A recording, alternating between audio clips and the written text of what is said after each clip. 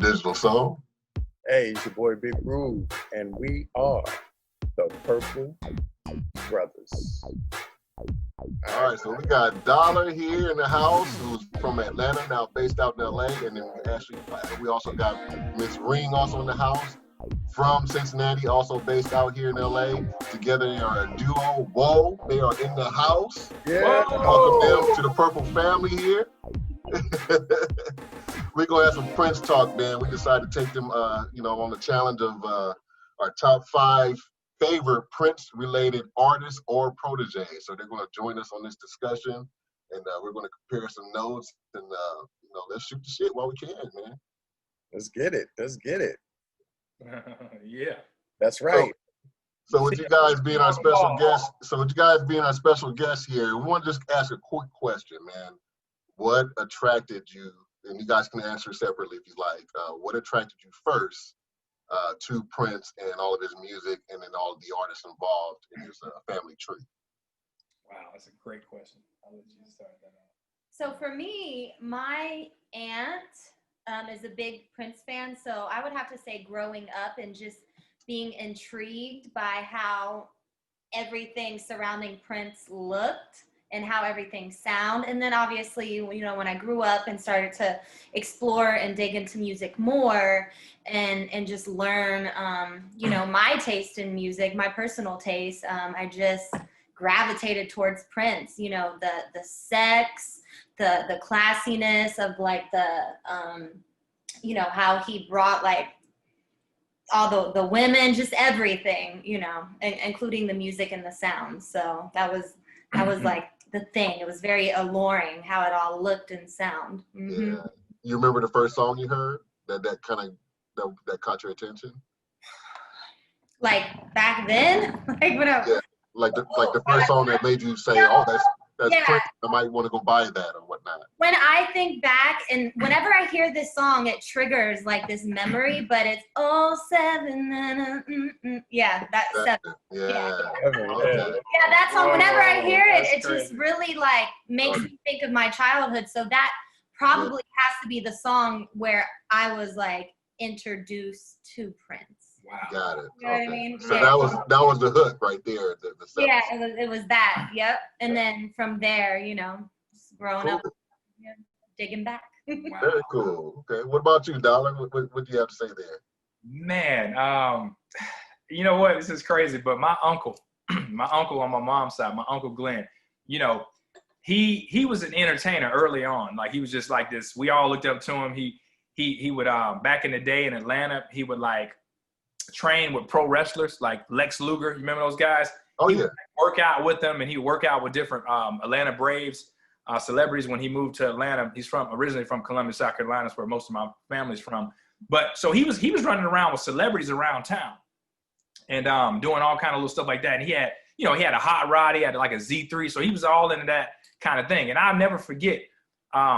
This is me as a youngster, man. I had to been about maybe like, I don't know, 7 or something. And I remember being at my grandparents' house, my grandma's house, my Mima's house, and he had this video, right? You remember those videos that you could make at like Six Flags where you're like performing a song and there's like the background's moving? Yeah.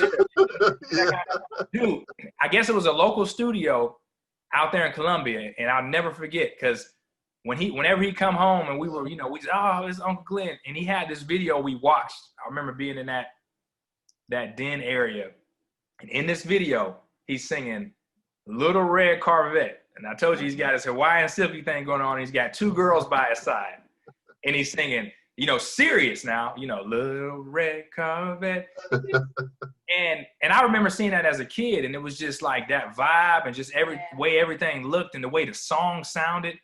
I was just like, I didn't even know what Prince was then or anything, too young, but I just remembered that. That was my earliest remembrance of like just how cool and just how airy, like that song to me sounds so airy and so breezy. Yeah. And so the synths and everything. So that was my first initial, run-in with Prince, man. And then from there, I remember like the Batman soundtrack. That was probably the next thing that stuck out because as a kid, we loved Batman. I had the Batman action.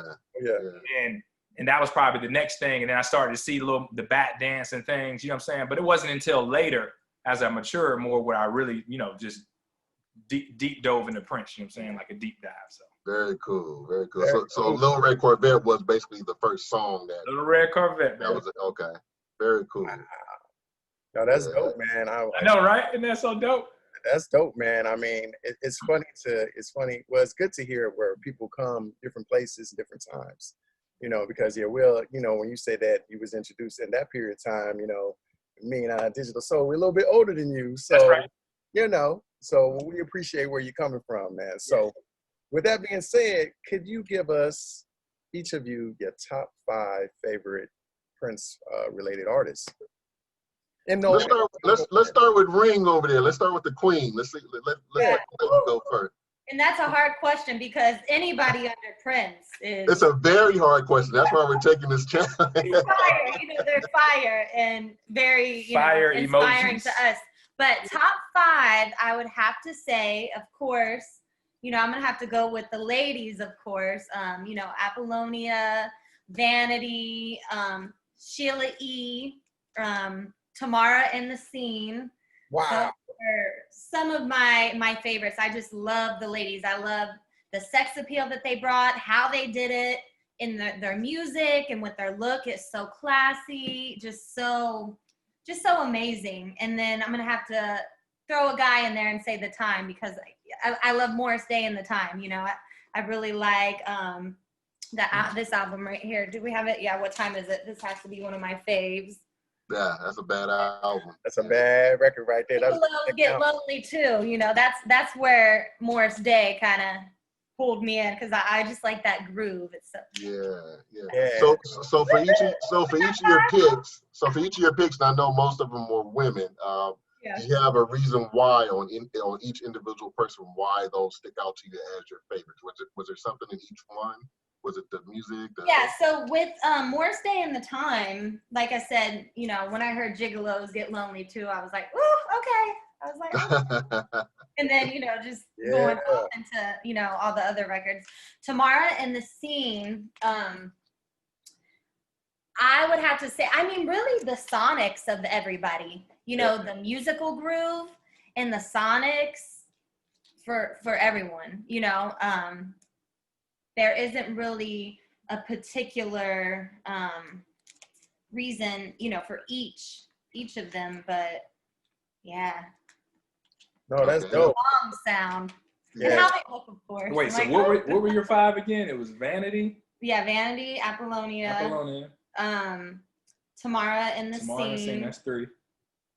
Sheila E. 4. Okay.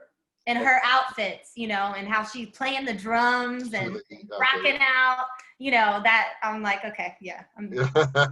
I'm sold, right? All of it. Yeah, totally understandable. I love it too. Absolutely. Yeah, so with Tamara in the Scene, a lot of people don't know about Tamara in the Scene. I'm really surprised. You're a young lady, know about what's up with that. Is that album right there that is the single Affection on that record? That's yes, it is. And sorry, I get really excited because that so much. That is my favorite song off of this record. Yeah. Song, you know, Summertime Love and then Everybody Dance. I love those two, but Affection. It's something about, you know, those songs, Gigolos Get Lonely Too, Affection, and certain grooves from each of these artists. They're like, they just hit you there. And the grooves that really touch me. I'm loving your top 5. Very good selection. I love it. I love it. Yeah, man. I love Tamara in the Scene. I think Everybody Dance was the first record I heard from her. But then I saw the video from Affection. I said, oh, okay, she got me. Wow. Oh, yeah, she was dope. And you talking about early 80s. You're talking about like 85 or so. It was like 85, 86. They were produced by Jesse Johnson. Yeah. Oh, see? So he brought them in again. Now, but you know, it was crazy because when I had a buddy, we had a bandmate, you know, JT put me up or kind of put us up on Tamara in the Scene, our bass guitar. But it was like when they came out, they were kind of on a kind of like a Minneapolis scene or something. Yeah. Mm-hmm. But they were kind of separate from Prince in that camp. It's not like they were you know, they weren't really down like that, right? It was something that Jesse was just involved in. I don't know. I'm asking you guys. Yeah, Courtney. Actually, Tamara, the lead singer, her actual real name is Courtney Cox. She's actually from Minneapolis. She actually did sign to Paisley Park later on after her involvement with Jesse Johnson.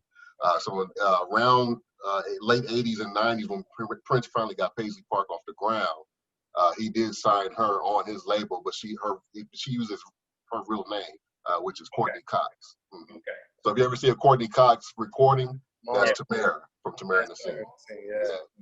Some trivia for that ass. Did you? And I got the answer for it. Come on with it, Jack. Yeah, it's a shame that she didn't put out, or they didn't put out more recordings, because I think they had a second album too called Blueberry Gossip, which was really good too, produced by Jesse Johnson as well. Oh, really? What year was that? We didn't. That was 88, 89, right around his Every Shade of Love era, right around there. But yeah, they did those two albums together, and then that basically was the end, and she went on as a solo artist. But she still actually sings and tours now with different people now as we speak. Oh wow! Yeah. And some of the other cats in that band too, they look interesting, man. Like they probably have been, maybe had some other things going on, but I don't know. Yeah. They were all, revolving around those different bands. I think some of them played with Jesse at some point, and he took them and put them in her band. It's kind of like what Prince did with the Revolution. Like some ended up in the Time, some ended up in the Family, this and that and the other. So that's why we having this talk, man. Talk about that family tree. Yeah, man. It's tell Prince modeled that kind of off of like the whole Parliament Funkadelic, George. Exactly. Yeah, exactly. George Clinton and his family tree. Yeah, no doubt. Yeah, Dollar Soul, man. Give me your top 5, bro. I want to hear yours. I'm interested. Y'all ain't ready for my top 5, man. Come on. Nah, let me see. Well, now when we talk about Prince, are we saying Prince related, like coming from his family tree, or influenced by? Like I would say more or less off the family tree or protege. Protege. All right, cool. Because you know what I'm saying, I was about to throw my boys in there, man, because they get a little bad rep. Who that? In the Prince community, man, and they wanted the coldest to ever do it. And they wanted our favorites, Ready for the World, man. Ready for the World, yeah. You know what I mean? Michigan's finest, right there. Come on, man. Ready for the World. But anyway, I know they're not directly related to Prince like that, but. No, but we love the shit out of them, though. They don't. I feel like they kind of don't get that rep they deserve. I agree, man. I agree. Totally get it. They had hits. For your ass. That the first 3 albums was like dope, but then they went through a change when the music changed. Right. Yeah. Their sound changed, and nobody wasn't really feeling them because they were really predicated on the slow jams until they did Oh Sheila. Like when they came out with Tonight, you was probably a youngster. That was 1986. That first album, Ready for the World. I got the vinyl, homie. Or something, yeah. But no, I've heard stories like how crazy it was when Tonight came out. Yeah. Man, I don't like this is PG-13. I ain't even gonna tell you this. Was it always just a thing to where as soon as you heard them, they just equated them to like, that's Prince sound. They thought, for me, I thought they were under the apron of Prince because their sound was so similar. Yeah. The drums and what have you, Yeah, he used the same instruments. And all that, that was kind of like a Prince-ish type thing, when you hear it, like Bobby Z type-ish, you know what I mean? Yeah. So I think they were just they was influenced with the times, and they just went with what was hot at the time. So that's the only thing. Right. Mm-hmm. Yeah. You always hear that story about Oh Sheila and the Sheila E. reference. Mm-hmm. Yeah. Like, we thought that was Prince or whatever. Yeah. So I'll get into it. So I would say to start, I would have to go with, let's see, my 5 becomes 6. Okay. That's okay. We will give you an honorable mention. Oh, yeah. I got to go with Mr. Andre first because he, I believe he was the nucleus to Prince. You know what I mean? Obviously taking him in, to his house and really playing with him like that, and then their split or whatnot. I believe that Prince wouldn't necessarily have had, well, I'm not going to say that, but he was a catalyst to Prince in many ways than some. And I think without that, it may not have been possibly the same without Andre. you know what I'm saying, in the picture. He doesn't get that much credit, I don't think, because of his involvement, but Right. he was I've heard how bad of a, you know, just how crazy of a musician he was as far as all the instruments he could play and how he got down. And, you know, just kind of faded away in a sense. Obviously, he did all his production stuff that was really nice, you know, with Jody Watley and everything like that. But as far as the, you know, I know he's well respected in the community, but, you know, he didn't reach those levels of the rest of the guys, you know what I'm saying, the Paisley Park family and whatnot. So Andre Simone, man, style was crazy. You know what I'm saying? His style, to me, I love to see him and Prince and just the whole thing, because you can see they all had their own unique style in the midst of all of them. But it's almost like, wow, did he influence Prince? Did Prince influence him? What was going on there? You know what I mean? Yeah, very much so. Like, you know, I've seen little interviews where it seems as if, you know, he was kind of one of the trailblazing, you know, I know, you know, art imitates art. You're always influenced by one another when you're artistic and you like something that somebody does. And they were so close together, obviously. But it seems like he had a very large impact on Prince. And I don't know if he gets that much credit like that. Yeah, I totally agree with that, man. I think they definitely had a huge influence on each other, especially, you know, they grew up together since childhood. Right. Yeah. Yeah, so I'm sure they had an influence on each other. And you know, I was reading the Morris book, and it seems like there was a time to where it was like he was involved and he was promised to be a part of something, you know, and then they kind of went their separate way or something like that. It kind of seemed like it didn't. His early involvement didn't actually. I don't know, the loyalty aspect maybe on Prince's side. It didn't seem to carry into the next phase or whatever. I don't know. You know what I'm saying? Yeah, it's just too much talent in one group. You know, everybody's got their own expression, so I think that's what it boils down to. Everybody wants to express their own art after a while. Ego, right? There's got to be too much talent. Yeah, just too much talent, right? Yeah, no doubt. But I'm loving your first pick, man. What you got for your next one there? Prince gave him Dance Electric though, so hey, you got it. Oh yeah. All right, and then I'm gonna roll right into, you know, obviously we just talked about this guy. Yeah. Right there. I mean, to me, he's one of the baddest I've ever heard on guitar, next to Ernie. I think Ernie, you know, is right, you know. Yeah. But he's right there. I mean, just mind blowing. You know, all the stuff he played on the time, his solo stuff. What's my joint?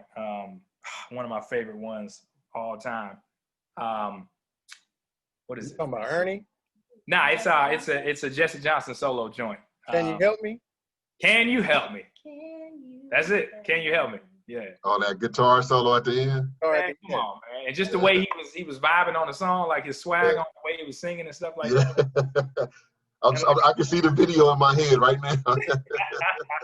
Hey, so I was just always blown away, really, by his style, man. I really liked his style. He was real super feminine with it, but it was something pimpish, real pimpish about it for me. You know?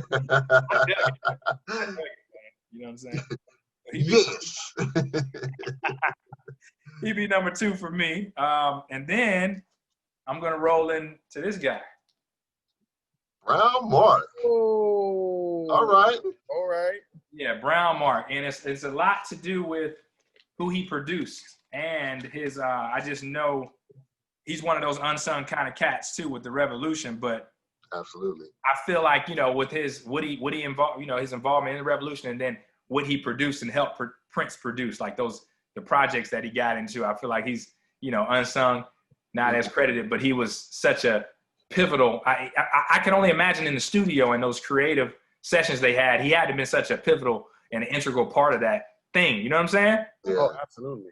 He was so creative with what he produced outside of that. It had to be, he had to be help, you know, a nucleus for Prince or a catalyst for Prince with all his greatness that he had. You know what I'm saying? Right. Yeah, he's a bad boy. One of the baddest, probably the best bassist he ever had in the group. You know what I'm saying? So it's like, that's right in there. It's got to be there. And then, this is on my top 2, but I mean on my Maserati. That's 4. You know, yeah. Their style, man. Players ball, man. Come on.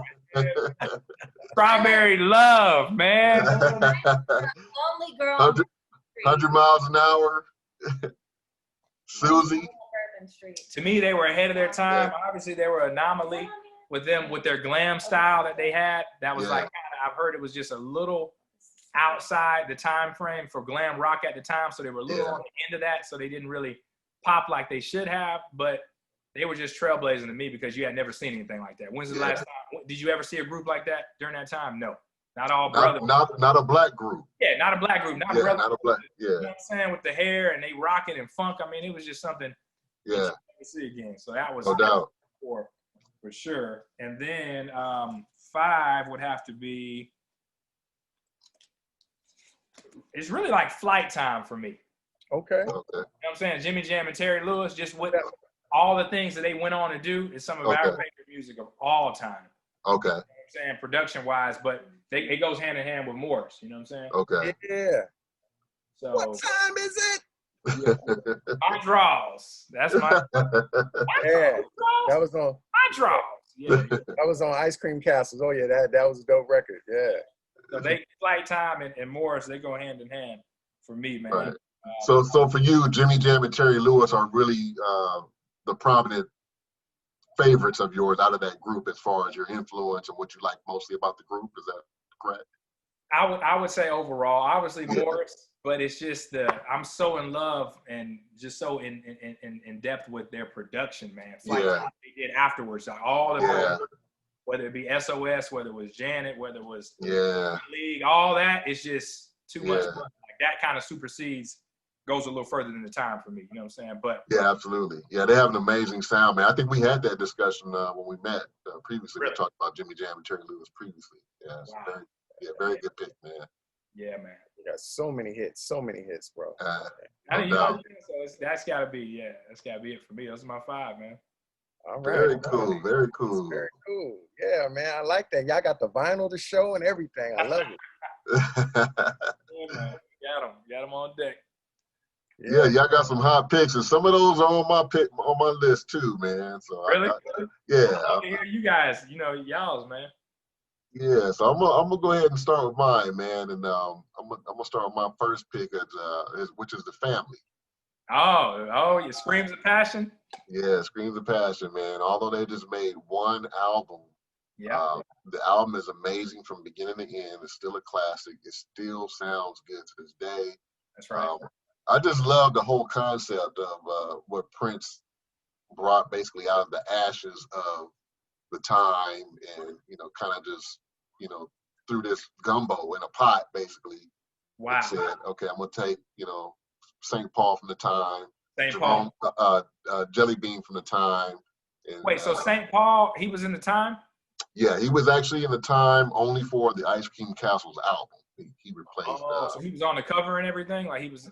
Yeah, he actually replaced Monty Moore on the third album. Yeah, so he's on that joint. Ice Cream Castle. And then Jelly Bean from the time ended up in The Family, and then Eric Leeds from The Revolution ended up in The Family, and then of course Jerome Benton from the time ended up in The Family. Eric Leeds, he was the lead in The Revolution, right? Lead guitarist. Or no? No, he's actually the sax player. Oh, sax player. Okay. Yeah, sax player. Yeah, so he was out of the horn section. Who was the lead guitarist in The Revolution? The lead, male or female? Des Dickerson at first. Male. After Des? Who was that? Wendy Melvoin. Wait, no. Was a guy? It was a guy. And he was a tall brother. I thought he was Brown Mark, but I don't think he was Brown Mark. He was a guitarist, Sonny T? I don't know who he. Or Levi Caesar? He was. He was in The Revolution, man. He was a kind of taller brother. You see him in a lot of the performances or the music videos. You talking about Miko? You talking about Miko? Yeah, it could be Miko. I think it might have been Miko Weaver. He was a guitar player. He came around in 85. 86. Yeah. Right after Dez, probably, right? Right after Dez Dickerson, right? But after Dez was Wendy Melvoin. And then when Purple Rain came out, Prince expanded The Revolution, when the next album, when Around the World in a Day, actually when the Parade album came out, he started expanding The Revolution, and they had Miko Weaver was the other guitar player with Wendy. And I feel like it was around that time, possibly, yeah. Right, and then he replaced Wendy in 87 when Sign of the Times came out. Okay. Yeah, I think it was more in the, 85, 86, somewhere around there. Yeah, that had to be Miko. Yeah, that is Miko. Miko. Nah, I gotta check him. I gotta get him. Get into Yeah. that. Mm-hmm. Yeah. So the So, family, yeah, so family, you know, I love the family, man. So yes, I like that whole thing that he did as far as like, pretty much resurrecting a group out of a group, basically, right.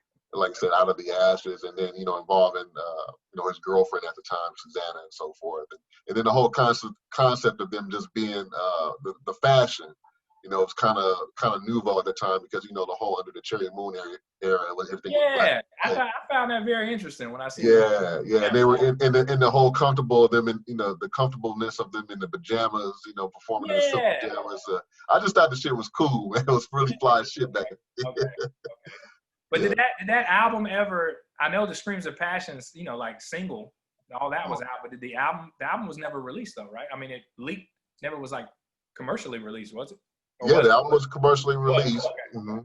Yeah, but Screams of Passion was the biggest single off the album. I think probably the only single, right? I think that was the only single off the album.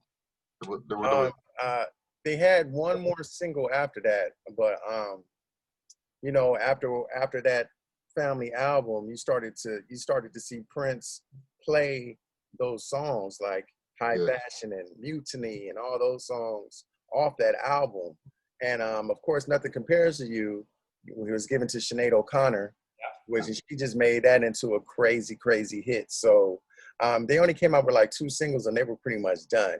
The US got Screams of Passion, and the second record, I believe, was High Fashion, I believe, but it was High Fashion. Yeah, I think it was like, released overseas. Okay. But yeah, they're one of my favorite picks. Unsung, underrated. I wish they would have made more albums, but nevertheless, they still do perform, but they perform under the name F Deluxe. So they do get together occasionally. Oh, wow.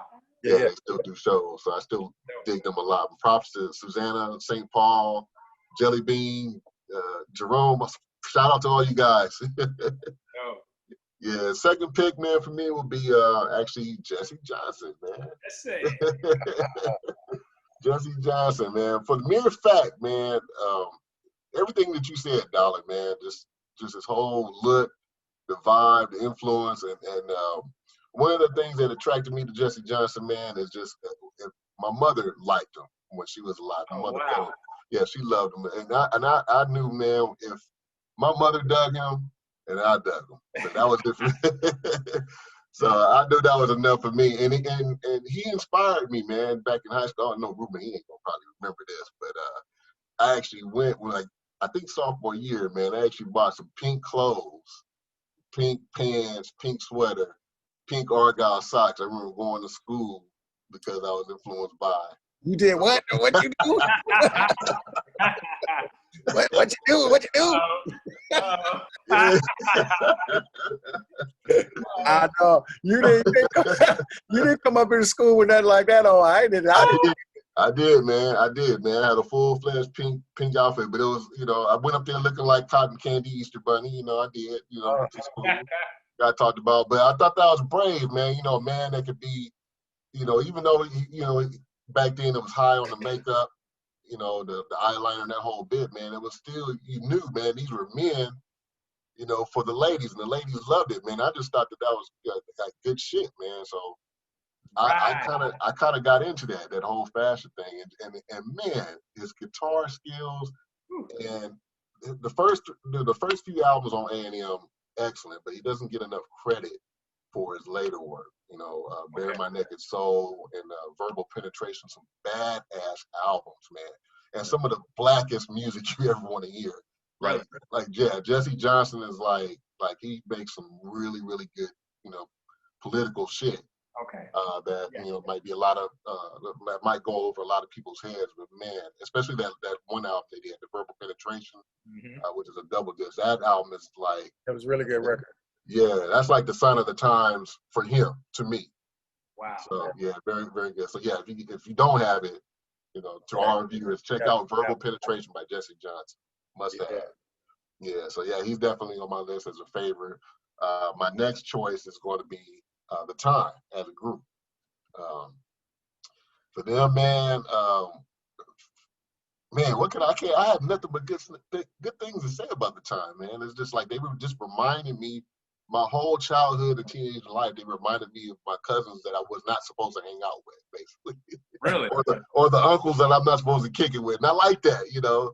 Okay. Yeah, with Prince music, you know, with Prince music, it was more or less like, okay, I'm gonna go ahead and, you know, listen to Prince one-on-one, or I'm gonna go and, you know, and sit and listen and really engage in the music. And you're having a one-on-one conversation with Prince. That was the way I felt about Prince's music.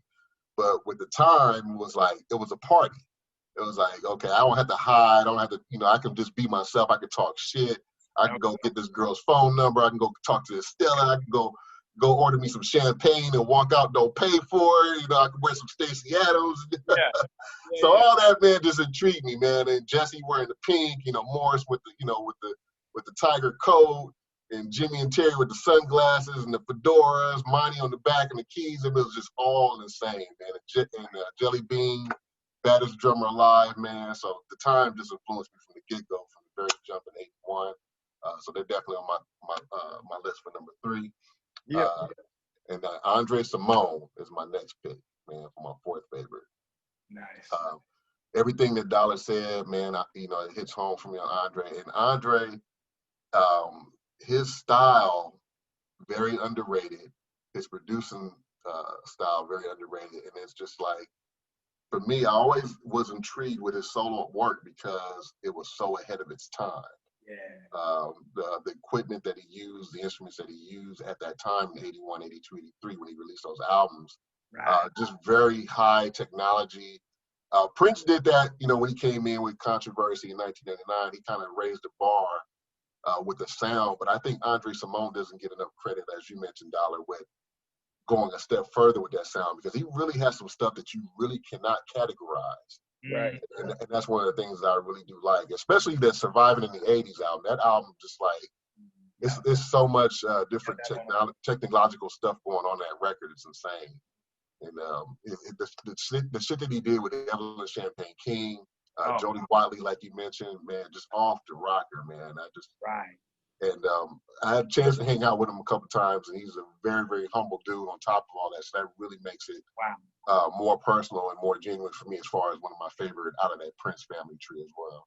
That's right. And then my last and final pick is going to be the Miss Sheila E. Yeah.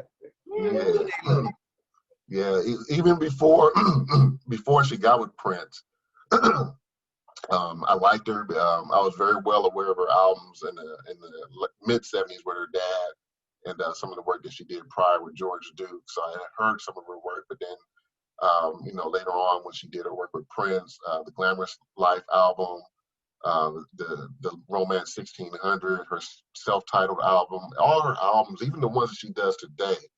She has some amazing jazz albums that are out. Badass timbali drummer, conga player, just beautiful all around. Just the style, you know, just still relevant. Right. And still kicking ass out there, you know, every time she goes out there and plays. So she's got to be my final pick there for it. Yeah, man. We got to see her live too, and I mean, just probably maybe 2 years ago, Right? A year or two ago, and I mean, it was incredible. You know, I bet, yeah. She was incredible. Now, like, I wish we could have seen these, you know, these same artists that when we see them now today, you know, like, oh my gosh, if we could have seen them back then, as well, you know, and I know that was a whole nother experience. That was like, whoa. Yeah, I didn't get to see Sheila E. Either very early on. Like I said, in the '80s, I never saw her in the '80s, but in the late, I didn't see her until the mid '90s after she started resurfacing, doing more jazz-oriented albums. But yeah, I'm the same way. I wish I, you know, was old enough at that time to actually see them when they were at their height. I mean, and to be honest, first drop. Right, and to be honest with you, like, Glamorous Life alone, song is really, I mean, she would be in my top 5, you know what I'm saying? Yeah. Just the song alone, because that's literally one of my favorite top 5 songs of all time, you know what I'm saying? Oh, yeah. Yeah, the drumming in that is insane. Yeah. And just the way the harmonies that her and Prince are doing, just the lyrics and the energy, oh, man, it's just crazy. Yeah. Great album and great song, I agree. Well, my stuff is almost synonymous with all of you guys. You know, I might have one outside. I'm just gonna start like everybody else did. I'm gonna start with. Well, I don't think Dollar said, but the family. It's been 35 years. They put out one album. 35 years ago, they put out their only damn album. Right. I tell you, this shit rocks to this day. I still bump it, and I go when I listen to the album. If you haven't listened to it, guys, go to a song. It's an instrumental. It's called Yes. Mm-hmm. If you just listen to how funky it is, and then you hear Eric Leeds, who is a saxophone player, he also plays the flute. Listen to the flute on this record. It's flawless, bro. And just the whole record from start to finish, like Digital Soul said, it's just a slam dunk for me. So it's one of my favorite albums in the Prince, I should say, Prince realm of things, you know what I mean? So that's always going to be number one for me, the family. If you don't know, I gotta go. I pulled that album. I pulled that album out just the other day, man, and played it. And it's crazy how it does not sound dated. It still sounds. I gotta go back in on that album, man. Yeah. Hey, man, you got to, bro. It's flawless to me, man. It's flawless. It's just one of those dope albums because it was just an extension of what Prince's music. And then back then in like 85, 86 is me and Digital Soul's like favorite era in Prince's music. Okay. So whenever he was doing like protege type stuff, man, the music outside of him was just incredible. So this was just one of them. Wow. Yeah. So that being said, I'm gonna go back to my second, and everybody loves Vanity 6. I love Vanity 6. I love Vanity 6. Oh yeah. I love all three of them. Vanity, Nasty Girl. If you ever saw the video. Yeah. Oh yeah. It was It smoking back then, right? Like when they came on the scene, boy, I know it was a problem. Bro. I was like a little 10-year-old kid, man. That's how far I go back. When I saw you were like, wait, am I supposed to see this? What is it? I already know. Yeah, you were like, oh, something. Popcorn, butter. Yeah. And there you go. It's like one and done. It was like one album, and that was it for Vanity 6, man. You know what? I think I liked Vanity. Vanity only had the one album. Apollonia they had multiple albums. They all had one album. You talking about them as a group, right? As a group. Yeah, they have one album each. Yeah. Really? Oh, so we must have some of the singles and what they had a bunch of singles and whatnot. Yeah. Whatever. Yeah, Vanity by herself put out a couple of solo albums. Put out a few. I personally like the Apollonia album a little better than the Vanity album. In person. The Apollonia 6 album? Yeah. I can see why. I can see that. The groove was a little more. I guess there's certain grooves that hit me more, and that's just like for instance, the family, right? Yeah. Like Maserati caught me more than the family. You know what I'm saying? Like on Maserati, the way it was just grooving. But I got to go back in. I love Screams of Passion, and I listened to the album, but it just didn't it didn't do me like a Maserati would have. So I go back in now though, but just to really just appreciate it more for what it is, because you guys have convinced me. I need to go back in on that record. So. I think I'm on the same page with you. Musically, I think the Apollonia 6 album has an edge. Yeah. Or to me. I was like, whoa, is that Vanity? Yeah. No, that was the Apollonia album. I was like, I think it has more of an edge to it to me too. So I think that I have a little bit more love for that album than the Vanity 6. So there's more stuff that I like on that album. Vanity was a little bigger though, right? Their records, the Nasty Girl was bigger. Yeah, that was huge. Yeah. That and If a Girl Answers, that was Don't Pick Up or something like what's the name of it? Yeah, If a Girl Answers, Don't Hang Up. That song. And then they did a video for He's So Dull too. That was the other single that came off the album. So they had a couple of singles off that album. And Drive Me Wild. Drive Me Wild, yeah. And that one too. Yeah. And Apollonia's joint was the Walls, Sugar Walls, right? No, wait, no. No, Sex Shooter. What? Sex Shooter. Sex Shooter. Yeah. Who did this pink Sugar Walls joint? That's Sheena Easton. Yeah. Sheena E, right? Sheena Easton. What? Sheena Easton. Sheila Easton. Now, was she affiliated with Prince at all? Was that produced by Prince or no? Yes, Prince produced right? that one song. Yeah. I seem to clamp them together sometimes. I'm like, wait, that's then I find out that it's actually Sheila Easton. I'm like, whoa, you know. That's Yeah, they all start to run into each other after a while because it was all at the same time, you know. So I get it. Right. That was that sound Prince was doing for the females. That he was killing that sound, right? Oh yeah. Yeah, definitely. Yeah, that was, he did Sugar Walls for her, and he did another song on that album. He did 2 songs on that album. And Right. then she went on in '87 and she did You Got the Look with him. So, Okay. Yeah, definitely. Yeah. And was there another artist around that, female artist around that time that was kind of in that vein? I feel like there's this, I keep hearing this song every now and again. There's Jill Jones. Jill Jones was around. That's who it is. What song? What was her song? Jill Jones? Mia Boca or Violet Blue. Yeah, maybe that. Yeah, Mia Boca was the hit off of her album, her first song. Prince did that, right? That wasn't until '88 though. That was like But yeah, that's it. Yeah, around '88. I wasn't really up on that when I heard it. I was like, it sounds like something Prince would have done. It sure was. Yeah, that one's a hard one to find too. If you get your hands on that one, you might pay a pretty penny for that one. That's it. Yeah.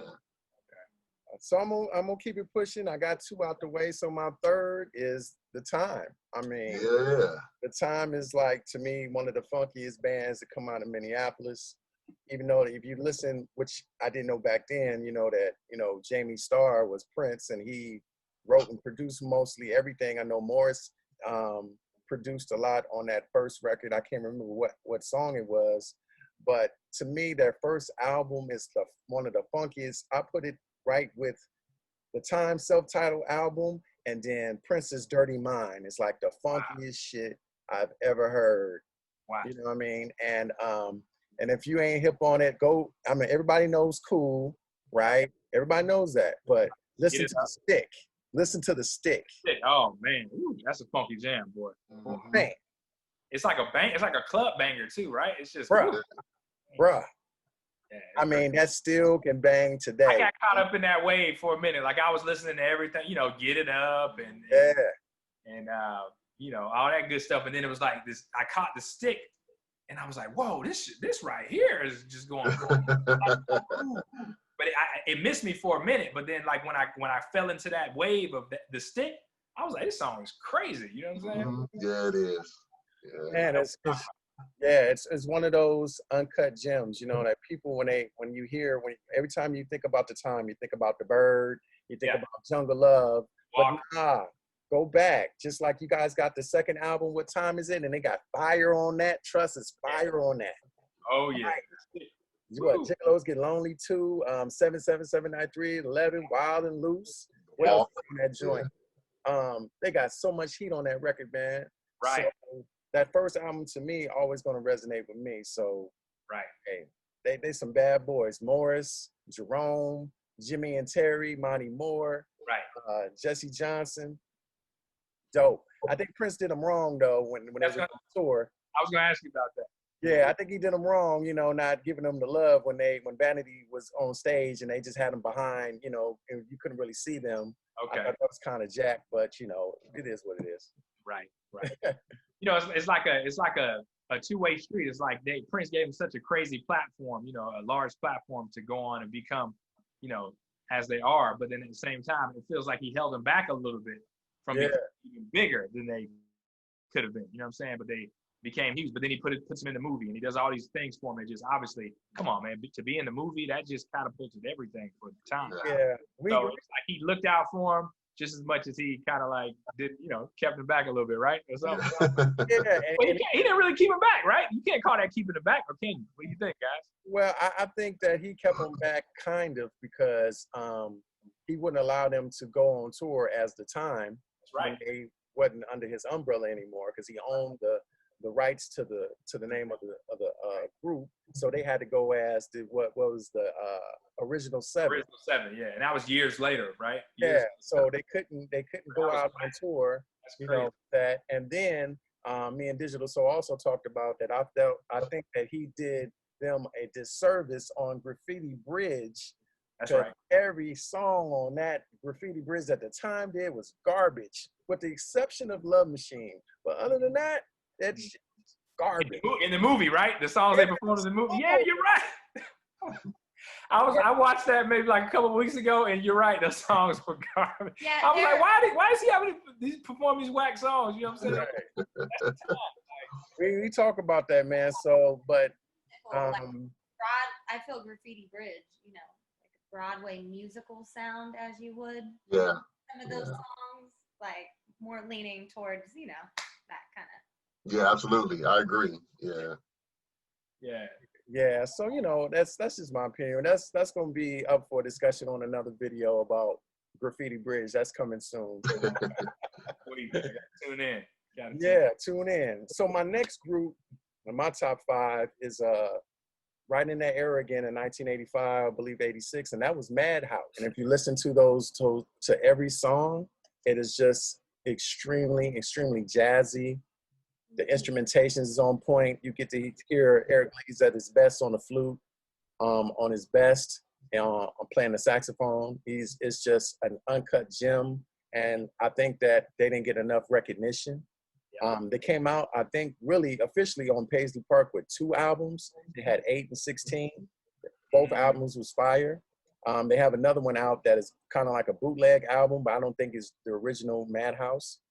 But if you can get your hands, or you can just go to YouTube and listen to those 2 albums, you see what I'm talking about.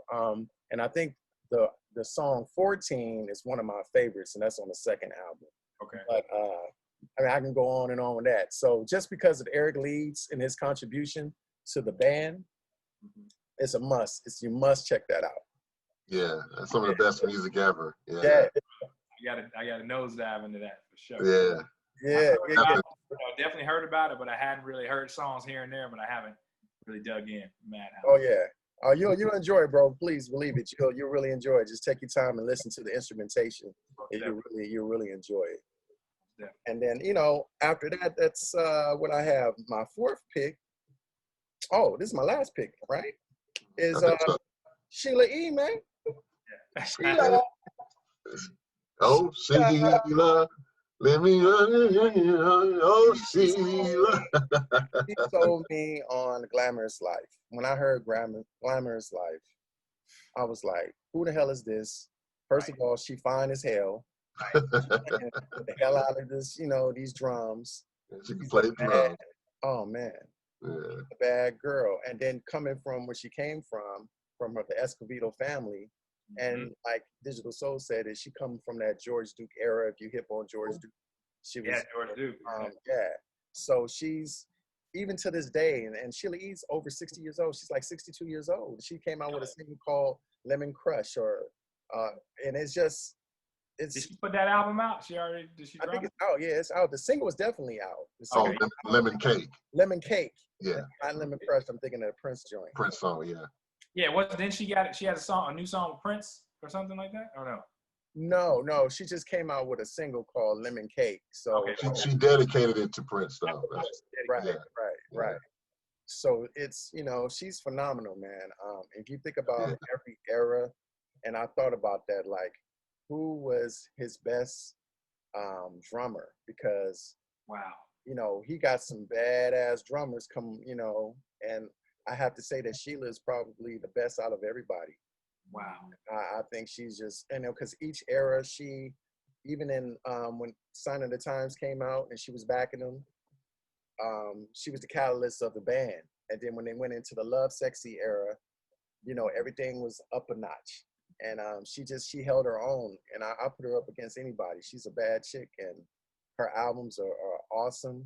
Her solo records, like Digital Soul said, her jazz stuff is unbelievable. It really is. So she's like a well-rounded musician, and I truly love Sheila E. So she's big up to Sheila, man. Bad Mama Jamma. Yeah. So yeah, that's my 5. That's it. I'm done.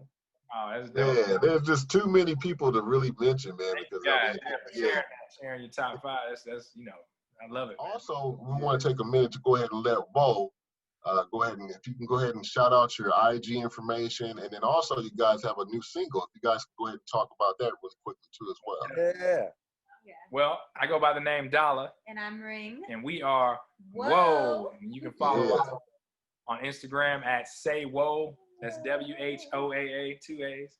You know, and to the Purple Army out there, it's actually an acronym. It stands for Win, Hearts, Open, and Attract. Very good. Very good. Just in the vein of Prince, you know, and everything that he's done and the whole, you know, conglomerate, man, we're about love, spreading love, positive vibes, and godliness. You know what I'm saying? Absolutely. So, And we actually, before we go into the song we just released, we did a song called Pink Starburst, which was our like homage to like all of those Prince, Sheila, you know, that whole vibe. The music, you gotta see the music video. Yeah, it's and crazy. I've actually watched it. It's very good. I like it. Thank you. Yeah, man. So that's our funky groove, and we just released a brand new single, lit up. You know what I'm saying? Produced by Mr. Hanky, and you can go check that out right now. You got some Whispers flavor in there. You know what I'm saying? Our whole thing is just like retro future. You know what I'm saying? We're paying homage to before us and bringing it in a new way to lead to the future, baby. So you know what I'm saying? That's what we own. Yeah. Absolutely. And you guys are available on all streaming platforms, Spotify, Apple Music, iTunes. So definitely go out and support them. They have actually a lot of singles and a couple of albums out already. So definitely go ahead and support them. Check out the music. It's the new wave, baby. Say whoa, in the house. And we definitely thank them for coming and sharing their top 5 with us. We hope for many more conversations with them in the Purple Ride here. Absolutely, baby. And shout out to the Purple Army worldwide. You know, when we visited Paisley Park, which we got that poster from, it was amazing. You know, we gave our respects and we encountered amazing fans and supporters there and got to share stories and send love. So we're so happy to do this interview with Digital Soul and Ruben. And man, it's a beautiful thing. We thank you guys. Yes. Appreciate it, man. Appreciate the love, bro. For sure. We do too.